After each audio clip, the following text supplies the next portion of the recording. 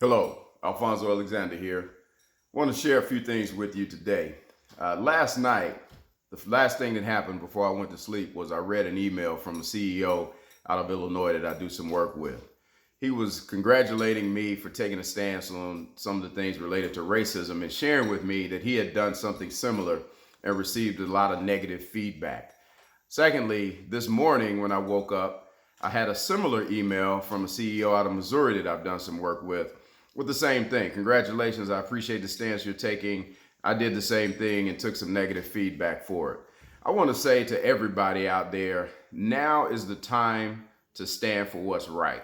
Right will prevail. There's a lot of negativity out there, but doing what's right is the right thing to do, and it will prevail in the end.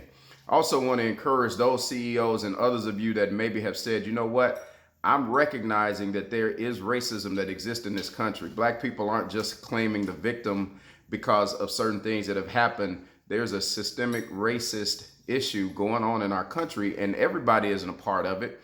But if we're not taking a stance against it, then we are unrealizing it maybe, but we're supporting what happens there. So I encourage you, continue to be somebody who takes a stance for what's right.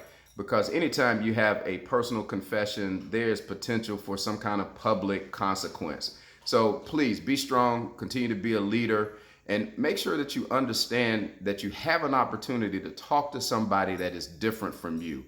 And take that opportunity to try and understand their perspective.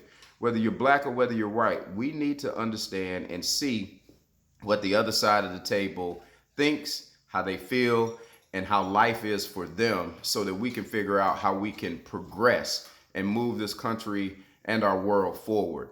I appreciate the opportunity anytime someone who is a white colleague of mine or friend of mine reaches out to me and asks questions, because that's the only way we can get better. It also gives me a chance to understand their perspective so we can work together to create a positive change.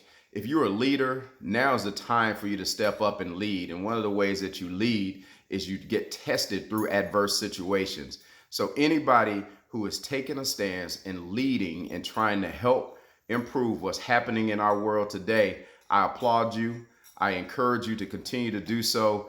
And I know together we'll be able to make a positive difference here, because guess what? God wanted all of his children to be able to be successful and to get along together. Alfonso Alexander again, thank you. Have a wonderful day and be great.